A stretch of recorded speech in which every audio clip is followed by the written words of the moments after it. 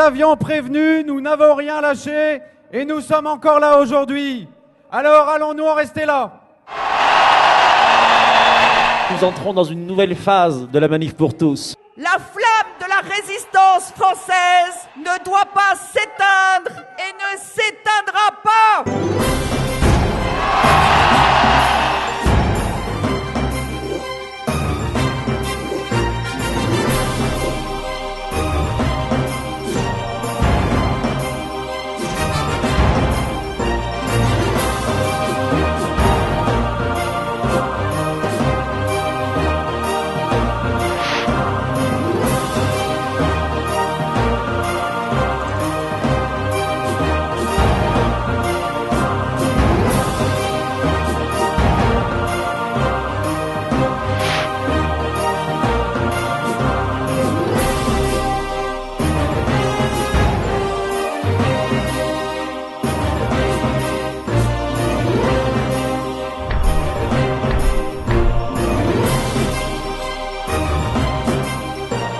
Demain, tous ensemble, qu'il nous faut construire cette société où le plus faible, où l'enfant, où la personne rejetée aura sa place prioritaire. Au travail, les amis, au travail!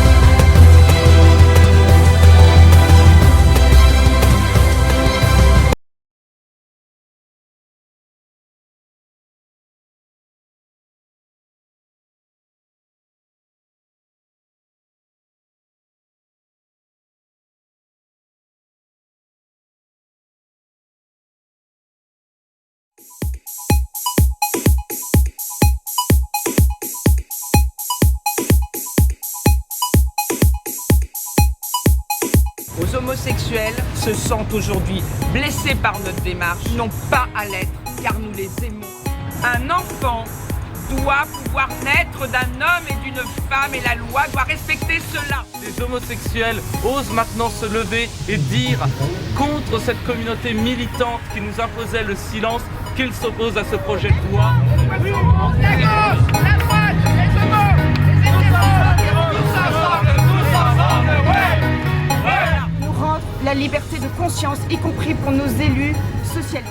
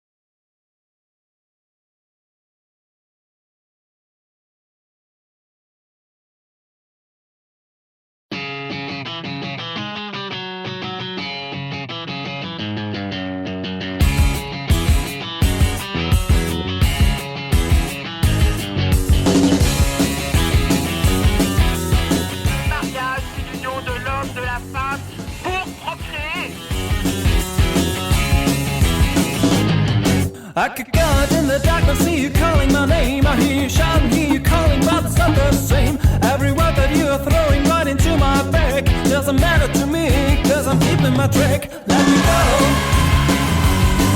Let me go. Let me go. Stop talking, let me go.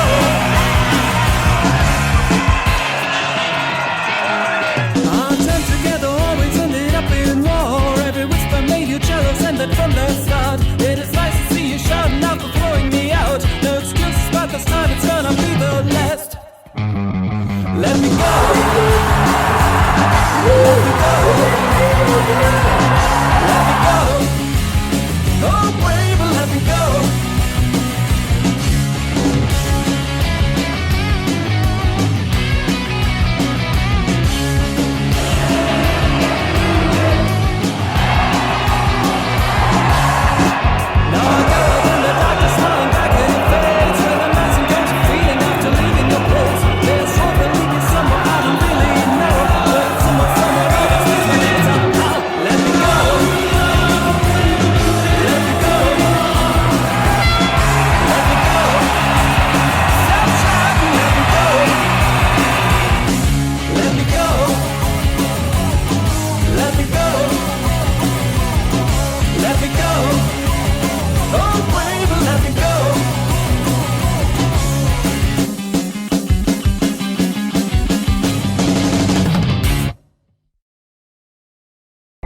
Allô, François, quoi.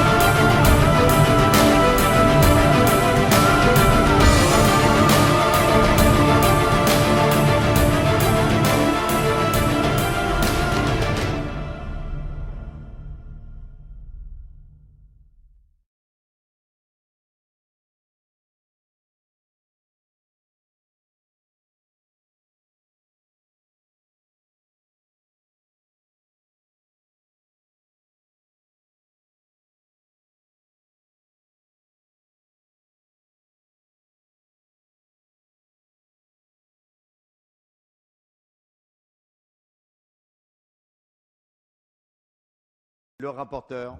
Oui, chacun aura compris. Donc, il s'agit de traiter de l'exercice de l'autorité parentale dans le cas d'une adoption simple de l'enfant du conjoint. Aujourd'hui, le principe, c'est que l'adoptant a l'autorité parentale concurremment au conjoint qui en exerce seul l'exercice. Et si les deux veulent un exercice commun, ils doivent faire une démarche en s'adressant au greffier en chef du tribunal de grande instance.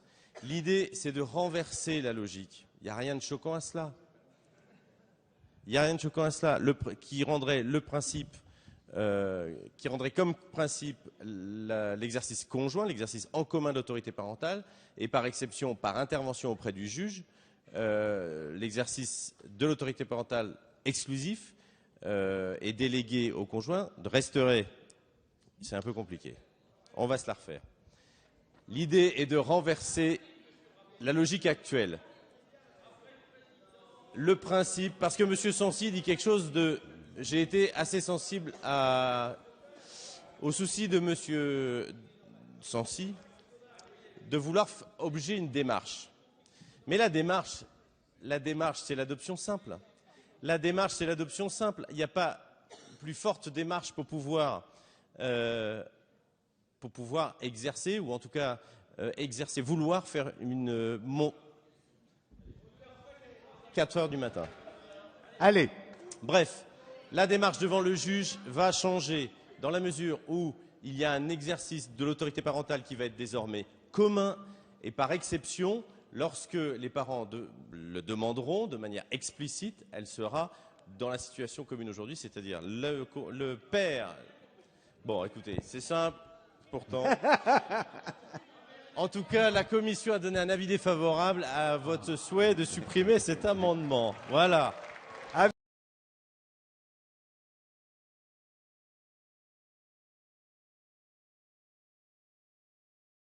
Sur la base de notre article 58, Monsieur le Président, je voudrais vous rendre attentif à la chose suivante pour le bon déroulement de nos votes en scrutin public. Je souhaiterais que vous puissiez faire vérifier par la séance, grâce aux enregistrements vidéo, comment se déroulent les votes. Ça fait à plusieurs reprises, encore cette fois-ci, j'ai compté 60 parlementaires de la majorité et on arrive à 148 votes favorables.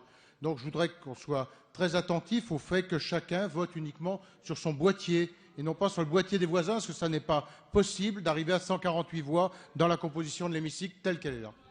Je demande à chacun des présents de n'appuyer que sur le bouton de son boîtier.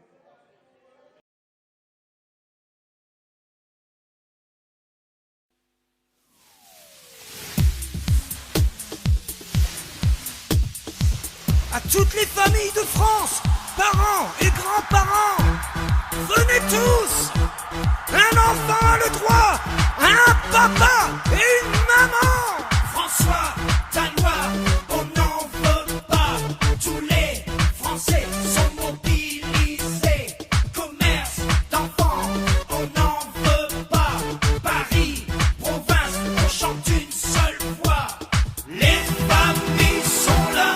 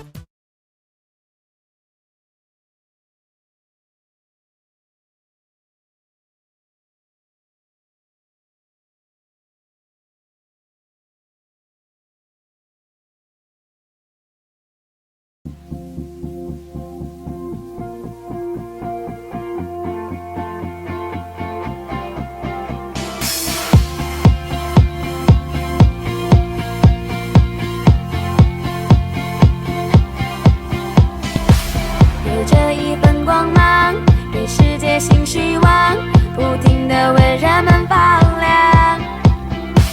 你和我被温暖，这份爱在心上，我们一起让爱发光。不管那黑暗走哪，为了爱不怕，需要为幸福站出来，挺身为美好出来，为幸福守护台湾，家庭幸福。你和我一起站出来，门打开，迎接着未来，让我们一起站出来，让幸福都拥有期待，让我们一起不再沉默，勇敢发声，为下一代幸福站出来。用爱盖一座城堡。我希望我的孩子是在美善的两性关系中成长。我拜托政府、教育部，你们一定要听见我们这些沉默多数家长的心声。守护着你的微笑。我们反对过度的性解放教材进入我们校园打手吗？我来自一个单亲的家庭，从小我不知道一个完整的家是什么样的感觉，但是在我的内心，我一直很渴望我有一个幸福美满的家庭，一个爸爸，一个妈妈，健康而且充满爱的家。反对修改民法972条，这一代由我们站出来维护数千年的传统，好不好？重大的改变必须要经过非常审慎、全民公投的方式才能够决定。多元家庭代表着是性解放，多元家庭不代表同性恋，同性恋不等于性解放，大家说对不对？我不知道我怎么样能够忍受我的孩子未来也叫我双亲1、双亲2，这是多么混乱的价值，对不对？各位年轻朋友，我们在这里要呼召你走出来，呼召你走出来，把你的爱，把你的行动力放在你的社区，放在你的家庭，放在你的工作职场上。各位年轻朋友，台湾会因为你站出来而不一样，台湾会因为你的爱而不一样。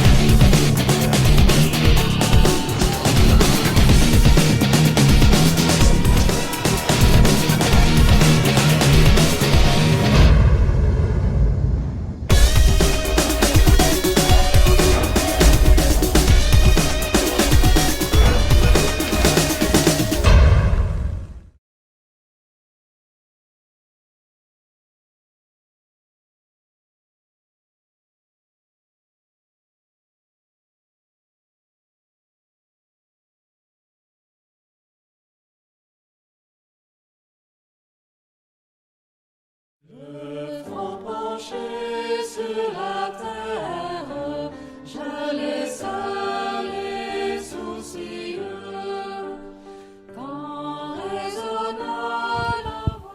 À partir du moment où on accepte une nouvelle conception de la famille ou de ce qu'on appelle la parentalité sans aucun rapport avec la filiation biologique, il n'y a pas de raison de s'arrêter. Donc aujourd'hui c'est l'adoption, donc le mariage ouvre directement à l'adoption, mais je veux dire que toutes les techniques envisageables pour créer, avoir un enfant, mais avoir au sens de posséder, de créer, de susciter un enfant ou d'acquérir un enfant peut être acceptée. La question de la PMA sera proposée plus tard. Elle reste un objectif pour le gouvernement. Oui, le gouvernement a souhaité dissocier les deux textes parce que dans le premier cas, au fond, il s'agit d'égalité des droits et d'ouvrir la possibilité d'accéder au mariage ou à l'adoption à des couples de même sexe, comme le font des couples hétérosexuels. Dans le deuxième cas, avec la PMA, se pose un certain nombre de questions, à la fois, j'allais dire, d'éthique et puis y compris techniques. Par exemple, la question du remboursement par la sécurité sociale de la PMA, jusqu'où on va? Est-ce qu'on considère que ça ne vaut que pour la fertilité médicale ou ce qu'on appelle la fertilité sociale lorsqu'il s'agit d'un couple de femmes? Ce sont des questions qui méritent d'être discutées dans un texte à part et c'est pour cela que nous l'avons introduit dans le cadre d'un texte. Et ce sera adopté plus tard. Mais c'est un souhait du gouvernement, évidemment, d'adopter cette ouverture de la procréation médicalement assistée aux couples de même sexe, donc aux couples de femmes. La question de la procréation médicalement assistée sera abordée dans le cadre de cette loi famille, que cette loi sera présentée avant la fin de l'année 2013 au Parlement, et donc que le la calendrier procédure, a reculé, hein. et que la procédure, si vous pouvez me laisser terminer, et que la procédure engagée par le comité consultatif d'éthique, y compris celle des États généraux, n'est pas incompatible avec ce calendrier. Pas de raison de dire non à des familles qui peuvent et qui seraient être de bons et légitimes parents comme nous tous. J'ai été, je dois le dire, très impressionnée par le modèle anglais. Comme vous savez, il y a des pays en Europe, je ne vais pas revenir là-dessus, qui acceptent, qui ont légiféré, d'autres qui légifèrent pas, mais qui acceptent sans le dire. Et enfin, parmi les pays qui ont légiféré, je crois parmi les plus tôt, si je ne me trompe pas, il y a l'Angleterre. Et comme vous savez mieux que moi encore, il y a eu une délégation du Sénat qui avait été en Angleterre pour observer ces lois qui ont été quand même faites dans les années 80 et 90, donc quand même presque 30 ans, 25 et 30 ans. Et j'ai pensé que encadrer, je dis bien encadrer, comme le font les Anglais, la possibilité de porter un enfant pour d'autres, me semble ouvrir la porte à quelque chose d'acceptable, je dirais même peut-être de souhaitable. En même temps, je crois que nous avons réussi à travers le débat à montrer que les deux choses sont très imbriquées et qu'il ne peut pas y avoir mariage-adoption sans PM. Tout simplement. Parce qu'on ne peut pas, pour les couples de lesbiennes, prévoir l'adoption intrafamiliale sans prévoir la naissance de l'enfant. Ce serait d'une totale hypocrisie.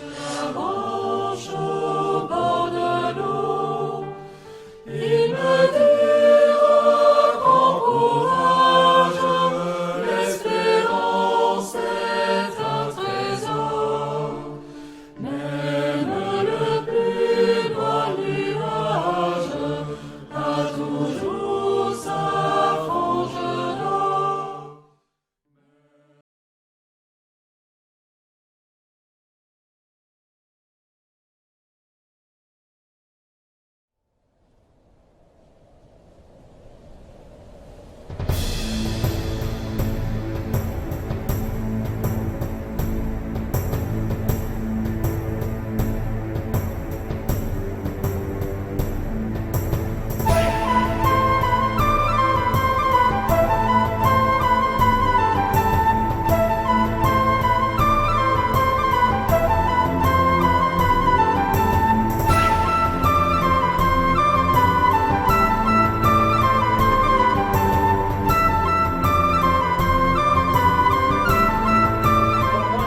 Infiniment d'être venus nombreux ce soir et aussi intéressés par le sujet parce que c'est un sujet aujourd'hui qui est décisif dans la mesure où c'est, je le dis de manière officielle et solennelle, une question de vie ou de mort. C'est une question de vie ou de mort. Parce que la France, ce n'est pas ce qu'on vous donne à voir aujourd'hui à la télévision. La France, ce n'est pas non plus ce qu'on vous a fait croire pendant des années. Nous avons ici en France des gens d'une qualité exceptionnelle avec lesquels il faut impérativement travailler, surtout quand on est isolé dans les quartiers populaires. C'est ce qui nous permettra de créer les alliances qu'on nous a refusées, qu'on veut nous empêcher de former. Je parle des catholiques et des vrais catholiques. Je ne parle pas des catholiques de gauche. qu'on soit bien clair. Je parle des catholiques qui sont des chrétiens, qui sont les véritables chrétiens dans un authentique pays chrétien qu'est la France.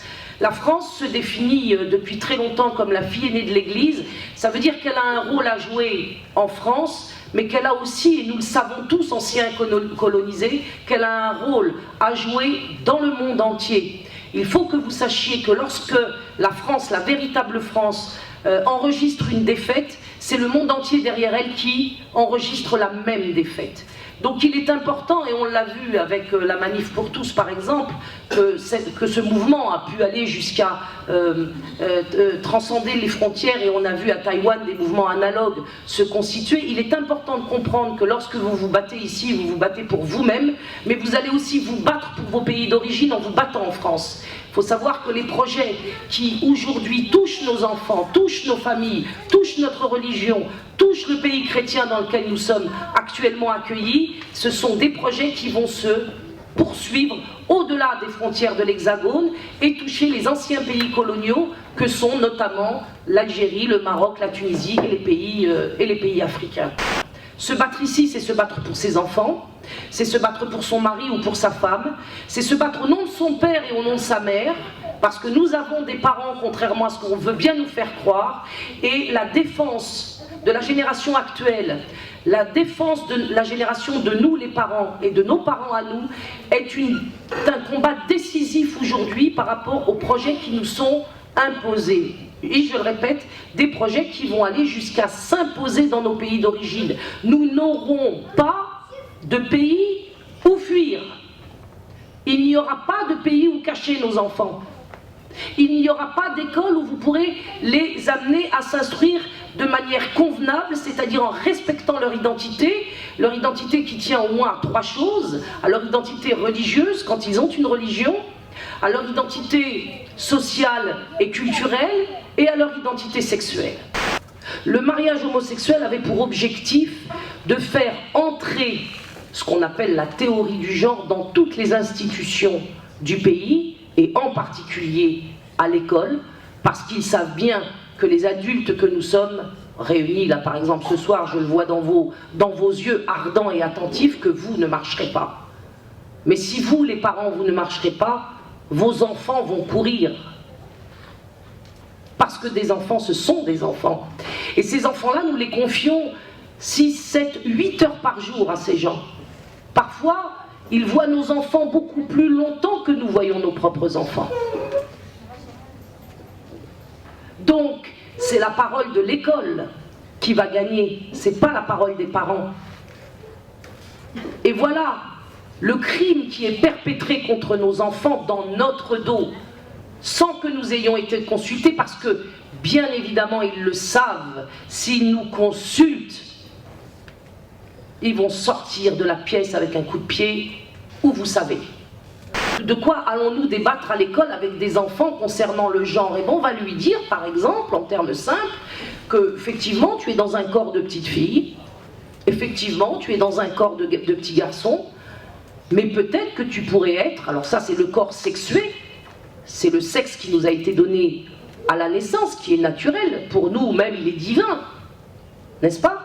Eh bien on va leur dire que, en étant de sexe féminin par exemple, on peut être de genre masculin. Et en étant de sexe masculin, on peut être de genre féminin. Si les enfants qu'on va utiliser dans une propagande interminable à partir de l'âge de 3 mois, quand ils sont déposés à la crèche, vont être l'objet de ces répétitions senseless, les enfants eux-mêmes vont finir par nous dire bah, c'est vrai, peut-être que je suis un garçon alors que j'ai un corps de fille. Ou bien, est-ce que je pourrais pas changer de sexe? J'ai des parents aujourd'hui qui m'écrivent ou qui m'appellent et qui me disent que ils se sont engagés auprès de moi désormais de manière extrêmement importante, parce qu'ils ont leur fils qui, par exemple, il y en a un qui m'a dit ça récemment, j'ai failli tomber de ma chaise, il me dit, écoutez madame, je n'ai jamais été militant de ma vie. Vous savez ce que c'est qu'un militant? C'est quelqu'un qui, soi-disant, il fait de la politique, quoi. Il y va à fond, il distribue des tracts dans la rue, il parle, il fait des réunions, il essaye de convaincre les autres qu'il a raison. Bien. Il me dit, c'est un Français de Rennes, Thierry, que je salue au passage. Bonsoir Thierry. Je le dis, c'est pour Internet, avant qu'il nous l'enlève, l'Internet. Donc pour l'instant qu'on a encore Internet, salut à Thierry. Qui me disait, je ne suis pas militant. Et je n'ai jamais été militant. Mais là, je viens à fond avec vous. Et je lui dis, mais qu'est-ce qui vous a motivé? C'est-à-dire, en gros, pourquoi vous décidez-vous subitement à devenir un militant? Et il me dit, parce que hier, je suis rentré à la maison après le travail, j'ai vu mon fils, qui est un petit garçon de 12 ans, et qui m'a dit à table que sa meilleure amie, il a une petite copine en classe, une camarade de classe qui a le même âge de 12 ans, et bien que cette petite fille lui a expliqué qu'elle voudrait changer de sexe. Et donc le pauvre Thierry, quand il a entendu ça, il s'est dit, bon, il y a quelque chose qui ne va pas, quoi. Comment cet enfant a pu avoir cette idée? Maintenant, les enfants, ils n'ont plus ni Dieu, ni maître, ni parents. Ils ont tout enlevé. Et je trouve, et c'est la raison pour laquelle je suis venue vous voir, je pensais d'ailleurs, mais je vais faire une grande annonce qui me fait chaud au cœur, je pensais que les parents, finalement, eux aussi, ils avaient laissé tomber. Mais quand je vois la salle, comment elle est pleine, alhamdoulilah, je vois que vous êtes là. Je vois que vous êtes là, et je pense que l'image que j'ai sous les yeux là ce soir, elle est très réconfortante, parce qu'elle me fait dire, en effet, que nous ne voulons pas perdre nos enfants, contrairement à ce qu'a dit Laurence Rossignol, qui est une sénatrice PS et qui est fondatrice aussi de SOS Racisme dans les années 80, parce que ceux de SOS Racisme ont fini à l'Élysée aujourd'hui. Hein.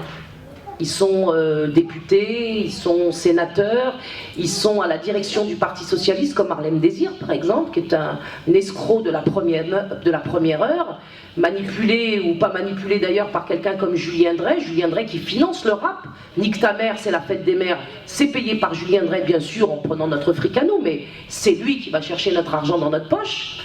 Et Laurence Rossignol, eh bien, elle n'a pas eu peur de dire, tout simplement, que les enfants, à une émission de télévision extrêmement vue, c'est l'émission de Tadei, je ne sais pas si vous la connaissez, elle a dit récemment à cette émission de télévision que les enfants, écoutez bien, hein, ça vaut le déplacement, vous n'êtes pas venus pour rien, les enfants n'appartenaient pas à leurs parents, ils appartenaient à l'État. Sans la mobilisation sur la question du mariage homosexuel, la théorie du genre aurait été mise en œuvre sans que personne ne le sache. Vous vous rendez compte comment c'est grave? Puisque nos enfants n'auraient jamais pu s'en rendre compte, ni nous expliquer ce dont ils allaient être les victimes. Donc, salut aux catholiques, les vrais, parce qu'il y en a des faux.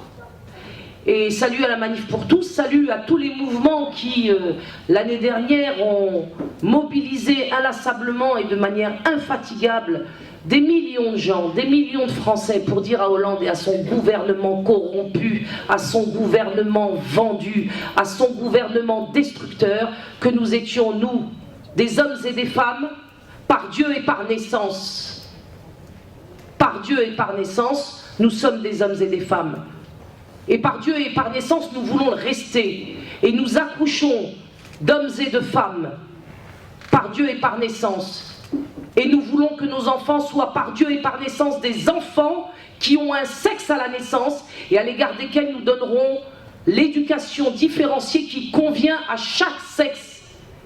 Par Dieu et par naissance. Nous n'accepterons pas cette propagande et cette stratégie qui doit détruire l'humanité tout entière. Manifester et pétitionner ne suffit plus. Pour preuve, l'histoire nous a montré que ce genre de mobilisation, si tant est qu'elle est extrêmement importante, parce qu'elle nous permet quand même de prendre la température du pays, ça nous montre quand même pour nous, à défaut de le montrer au gouvernement qui s'en moque de toute façon royalement, mais ça montre au peuple de France que le peuple existe. Ça montre au peuple de France que le peuple est mobilisé, et ça montre au peuple de France que le peuple ne veut pas du chaos généralisé dans lequel le pouvoir actuel, et probablement le suivant également, nous conduit. Donc je me suis dit, si manifestations et pétitions sont impuissantes, alors il faut passer à la vitesse supérieure. Parce que comme je vous l'ai dit tout à l'heure, si nous voulons ne pas mourir sans avoir combattu, alors il faut se battre. On ne peut pas laisser nos enfants se faire assassiner parce qu'il s'agit d'un véritable assassinat spirituel, il s'agit d'un véritable assassinat de l'identité, il s'agit d'une véritable destruction de la famille. Nous savons très bien combien il est difficile aujourd'hui d'être dans une famille qui ne passe pas son temps à se déchirer, oui ou non? Oui ou non? Dans toutes nos familles aujourd'hui, ce ne sont que des successions de bagarres et de divisions. L'homme contre la femme, le père contre les enfants, la mère contre la fille. Là, sans arrêt, nous souffrons. Et tandis que nos familles sont détruites en haut lieu, ils ricanent et ils continuent de nous envoyer des scouds à travers la figure. Ils continuent. Tous les jours, ils produisent des projets qui vont nous massacrer définitivement. La seule solution, c'est de se battre. La seule solution est de se battre. Et dans la bagarre, dans la résistance, vous allez récupérer des relations normales entre vous. Parce que vous serez fiers les uns des autres. Vous allez récupérer des relations normales entre enfants et parents. Parce que le père dira au fils, tu es mon fils. Et tu es le père de ton fils. Et ça va réparer les dégâts qui ont été faits par la société moderne. Parce que ce combat, cette guerre du genre qu'il nous déclare, est un combat aussi pour qu'à l'intérieur de nos familles, tout redevienne à l'endroit. Que la mère soit respectée. Que le père soit obéi. Que les parents soient préservés du mocébat des enfants qui sont perdus.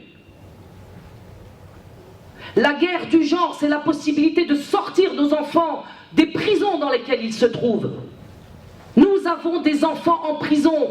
Vous êtes-vous jamais demandé pourquoi? Nous avons des enfants qui se droguent. Nous avons des filles qui se prostituent aujourd'hui. Parce que nous ne nous sommes pas battus.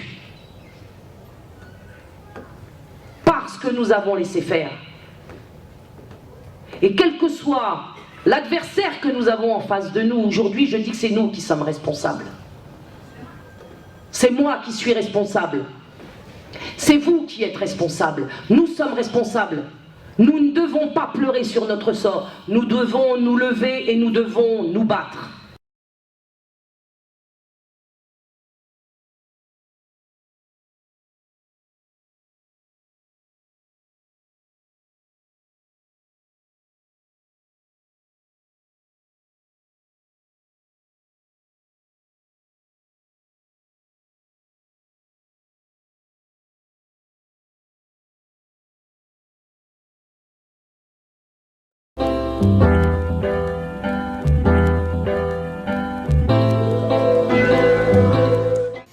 Bon, d'abord, ça a été une surprise pour moi aussi, parce que vous avez raison de dire que ce n'est pas du tout l'idée traditionnelle qu'on se fait de la Troisième République.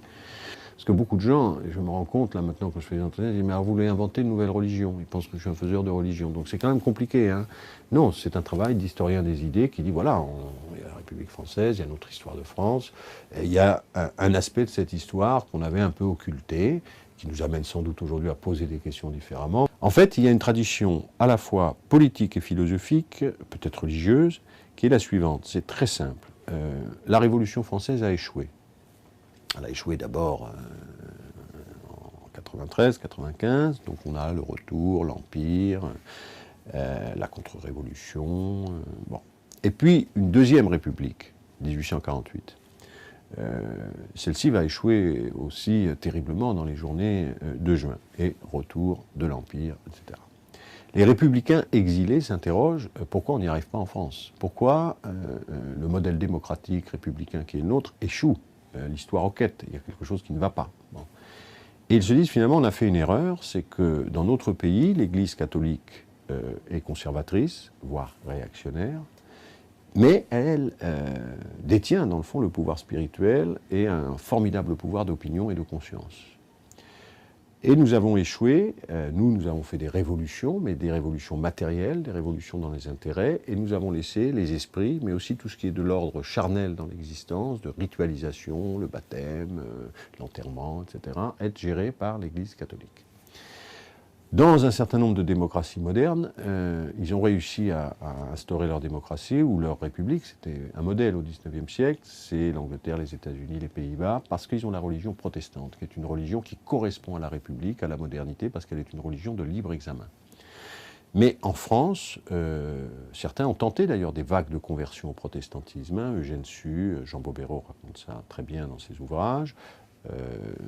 D'un autre côté, le philosophe Charles Renouvier, par exemple, ça ne marche pas. Parce que, le pays... Donc il faut que nous inventions, pour établir la République, une spiritualité, voire une religion spécifique.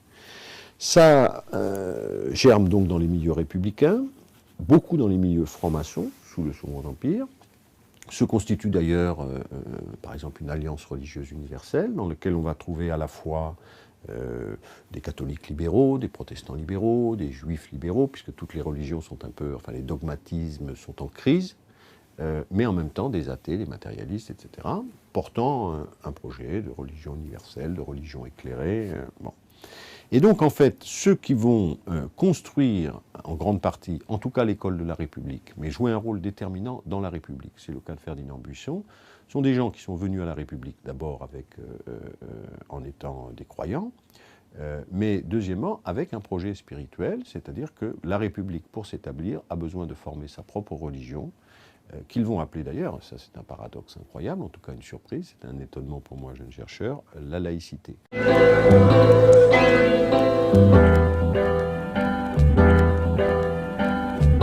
C'est une religion de la liberté, c'est une religion des droits de l'homme, c'est une religion donc de l'humanité partagée, c'est une religion de l'instruction, c'est une religion du libre examen, c'est une religion un peu hétérodoxe en ce sens qu'elle s'appuie sur tout un courant qu'on trouve à la fois dans la Kabbale, dans l'illuminisme, avec l'idée que c'est dans le fond aux hommes de continuer la création divine, donc on a une responsabilité aussi historique, ce qu'on appelle la théologie de la liberté, c'est-à-dire que l'œuvre n'est pas achevée, nous avons à la poursuivre, nous avons cette mission, et puis c'est comme je le dis, religion démocratique en ce sens que autant l'idée est de l'incarnation à travers Jésus, c'est-à-dire un seul homme, et eux leur idée c'est que dans le fond le divin, ou je ne sais pas comment dire, doit s'incarner dans tous les hommes, à égalité, pas de clergé, pas d'intercesseur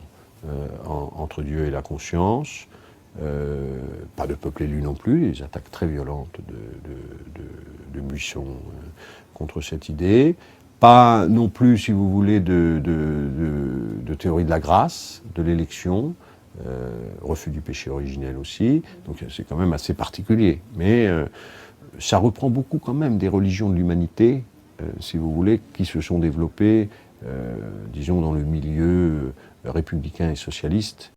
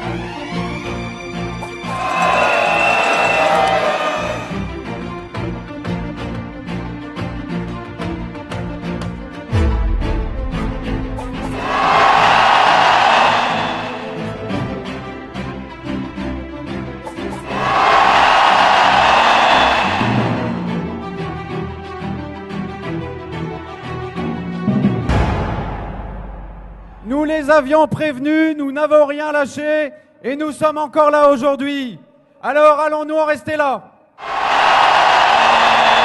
Nous entrons dans une nouvelle phase de la manif pour tous. La flamme de la résistance française ne doit pas s'éteindre et ne s'éteindra pas.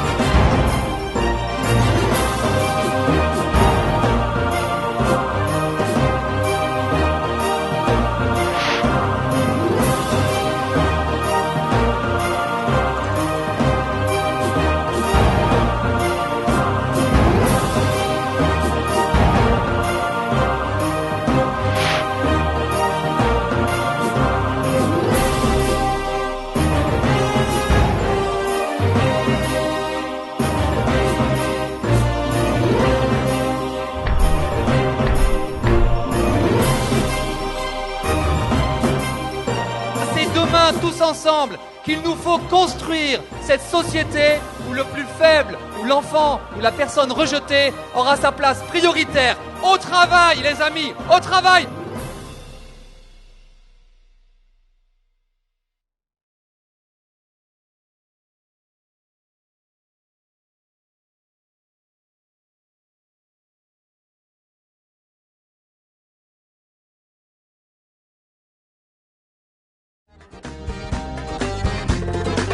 Du fond de ma cité HLM, jusque dans ta campagne profonde, notre réalité est la même, et partout la révolte gronde. Dans ce monde on n'avait pas notre place, on n'avait pas la gueule de l'emploi, on n'est pas né dans un palace, on n'avait pas la CBA papa.